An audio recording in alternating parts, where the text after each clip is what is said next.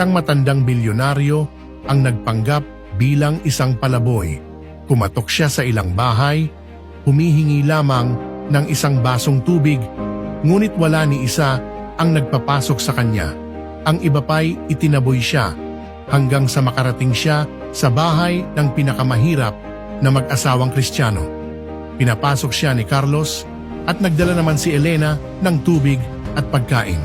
Habang kumakain, ang matanda, ibinahagi nila sa kanya ang pag-ibig ng Diyos. Lubhang na antig ang kanyang puso, nagpasalamat siya at umalis. Kinabukasan, huminto ang isang mamahaling sasakyan sa pintuan ni na Carlos. Bumaba ang isang nakaayos na matandang lalaki. Kayo po ba ang dumating kahapon? Iniabot ng lalaki ang isang susi ng villa.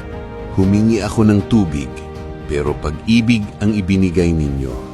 Ngayon, ibinibigay ko sa inyo ang isang bagong tahanan. Napaiyak ang mag-asawa sa matinding galak. Sabi ng Biblia, at huwag tayong mga pagod sa paggawa ng mabuti, sapagkat sa kapanahunan ay magsisipagani tayo kung hindi tayo manganghihimagod. Dumarating ang pagpapala ng Diyos sa mga taong may mabuting puso. Kung ikaw man ay nakatanggap na ng biyaya ng Diyos. Amen.